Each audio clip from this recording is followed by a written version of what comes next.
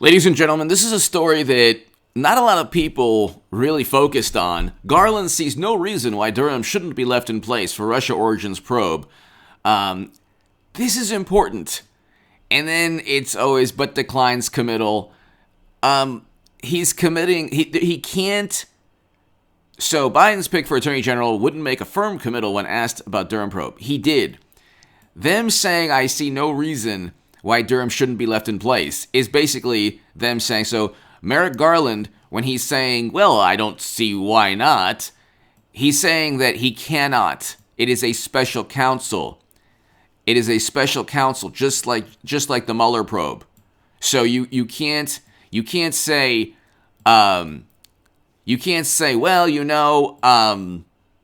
we're not going to stand by John Durham or the Durham probe special counsel. We're going to try to end it if it's a special counsel. You can't end.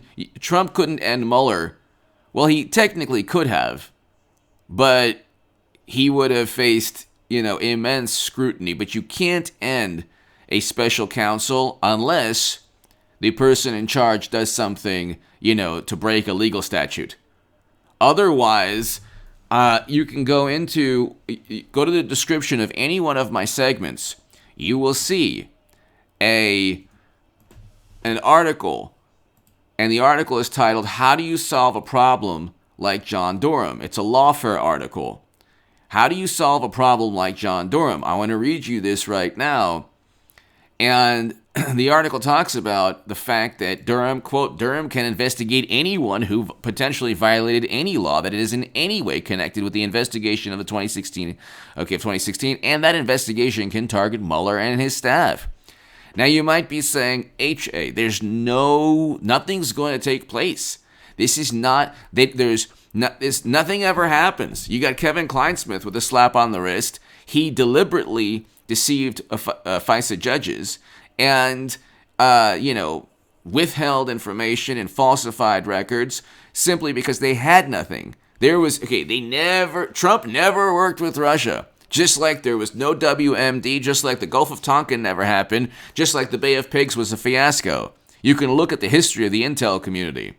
They've been wrong on every major event. Almost every major event that led to horrendous foreign policy decisions. Okay? We should never have gotten into Vietnam. If you look at how we got in, it was because of the Gulf of Tonkin. Okay? Kennedy learned to distrust the intel community after the Bay of Pigs. And during the Cuban Missile Crisis, they were all telling him, yeah, you know what? Go ahead, invade. That would have caused the end of the world. And he said, nah, I'm not going to do that. He actually did not listen to his advisors, which is why Kennedy made the right call, okay, when other presidents wouldn't have made the right call. But see, Trump is not beholden to, Trump, he was a businessman his whole life. Now, they in their tinfoil hat minds, the left and many morally superior liberal Democrats say he's not that rich, and of course, oh my God, he's on the brink of poverty, and he worked with Russia. He never worked with Russia. He's not on the brink of poverty. His taxes aren't going to show anything nefarious. They have nothing on Trump. He was twice acquitted. They have nothing on him. And you want to talk about, they're like, oh, what kind of human being would vote for Trump? A person who wants Americans to be brought home from never-ending conflict. We see what's going on right now. What Biden did with his foreign policy led to nothing. In fact, the people that he went after are now still going after Americans in that region. We shouldn't be there. This is a very simple, concept. We should not be there. Trump was bringing us out of that region of the world. Hit subscribe to this channel right now. Go to go to hagoodman.com. Read H.A. Goodman's writing in opposition to counterinsurgency conflicts. I oppose counterinsurgency conflicts. It's a special type. It's a unique type of endeavor. We saw in Vietnam.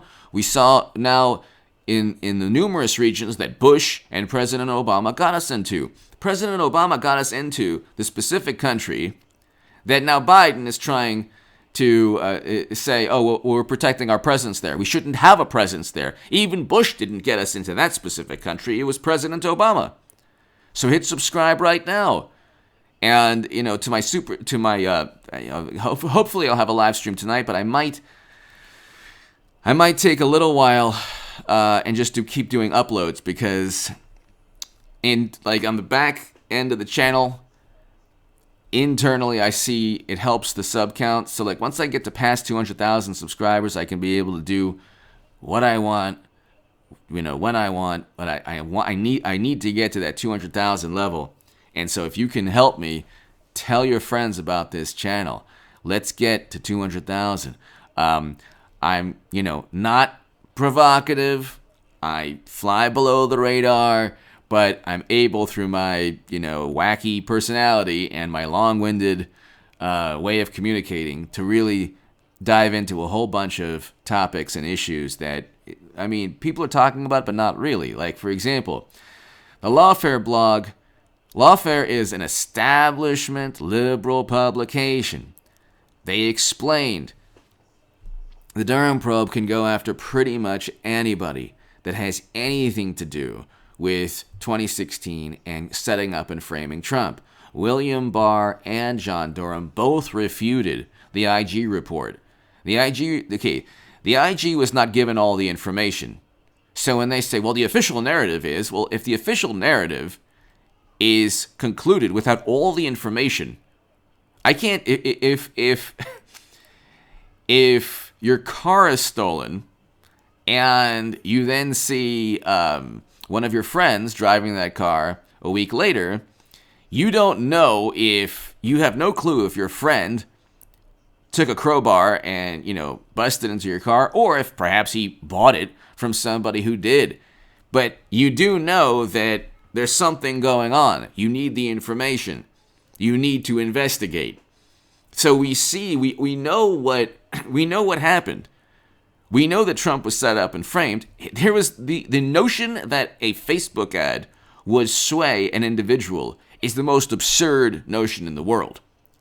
Then you read the intelligence reports, and this was a central tenet in trying to delegitimize and sow discord and distrust in our institutions and tear up democracy. And you have people, ladies and gentlemen, my God Almighty, it's like I liken it to the zombie apocalypse.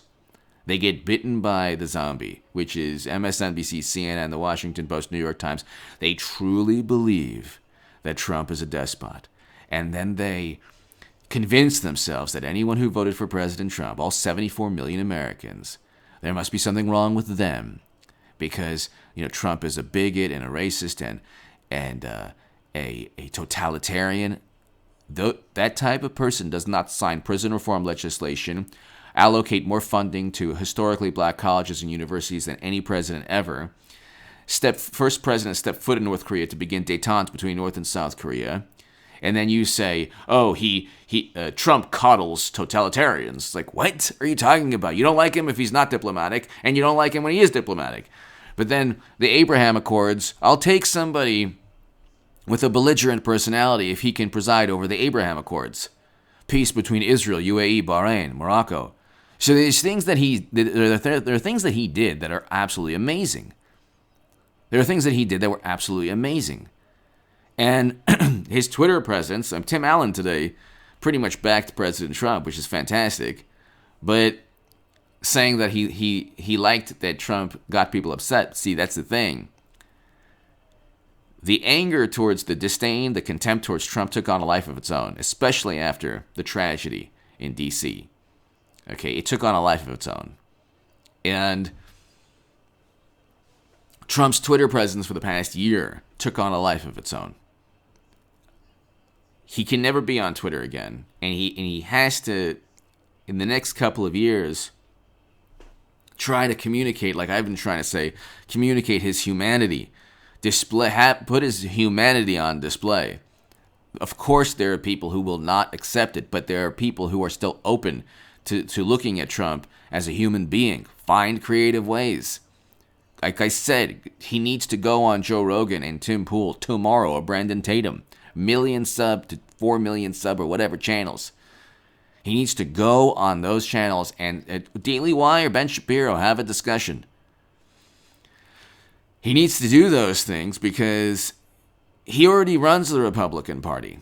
We already have John Durham investigating. You might say nothing will come out of it, but Trump lives on through John. He really does live on through John Durham. Okay? And you might say, you might say, well, nothing's going to happen from this, and it really doesn't matter. I like his personality. He needs to tone it down for the next 4 years, and especially if he runs again, he needs to tone it down in terms of that bulldozer, sledgehammer, counterpunch mentality. And Republicans, in 2022, Republicans hopefully will have, and I think, we're not that, well, we're kind of far away. We're a whole year away. We're about, a whole year and a half away. Over a year and a half, but no, about a year and a half away. About a year and a half away from a completely new Republican Party. About a year and a half away from a completely new Republican Party who will defend President Trump.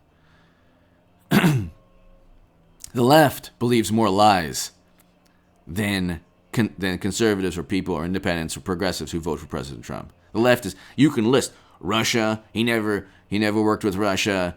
He's not a bigot and a racist, because if you write the crime bill and you push for the NATO intervention in Libya that destroys a country and you're not labeled those words, well, that says something about the person condemning Trump. I mean, Biden said the most egregious things, the "you ain't" comment. Are you kidding me? And he gets away with it. Like, he gets away with it. President Trump did better among non-white voters than any Republican in 60 years, according to Newsweek. But see, again, it has to be, in order to get justice in the Durham probe, President Trump has to tweak and fix things that, maybe were lacking in terms of his public image. It all, there's, everything, there's an all-encompassing. He should address all the issues. Every issue he should address. He should address every single issue that he needs to. Trump isn't going away. The 74 million Americans aren't going away. What'll happen is the left will get increasingly dependent on emotion and vitriol and venom, and they don't have policies to stand on. So, the left will focus on how a debate stage is set up, while ignoring AOC and Yad Vashem refuting AOC. Yad Vashem had to refute AOC and basically explain to her that her warped interpretation of history is not accurate, and it's basically revisionist history, which is extremely, extremely obviously dangerous. I wrote an op-ed on that in the Jerusalem Post. Again, the perception, though, is that Democrats, the perception and the image is that Trump is the tyrant. We have to address that because the opposite is true. Tyrants don't. He tried to remove Americans from a region of the world we shouldn't even be in. He signed prison reform legislation. People who incarcerate like Biden and people who engage in, never-ending military conflict, that's more in line of a totalitarian and despot. These people who call Trump a totalitarian are ignorant of what actual despots have done over the years. Okay? They didn't sign prison reform legislation. Then the rebuttal is, well, you could still be a bad person and do those things. Yeah, but you're judged by your actions, not your words in life.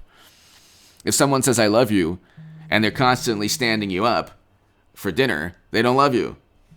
You're judged by your actions. If someone says, oh my God, I think about you all the time, and they're just never around you, or I should say, let's say you're in a romantic relationship, whatever, okay?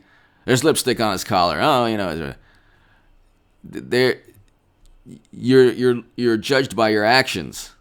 Okay? I judge Trump by his actions. And did he go too far in terms of rhetoric? Yeah, he did. But he fell into a trap. What does this have to do with John Durham? I spent a lot because it has a lot to do with John Durham. If John Durham finds a letter from Comey saying, yeah, we're going to get Trump, and then Trump, that day, he gets back on Twitter and he says, you know, F this, F that, F this, F you, da da da.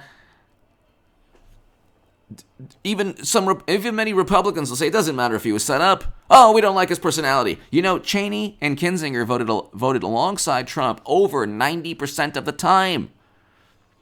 They don't like Trump because of his words. They voted alongside Trump 90% of the time.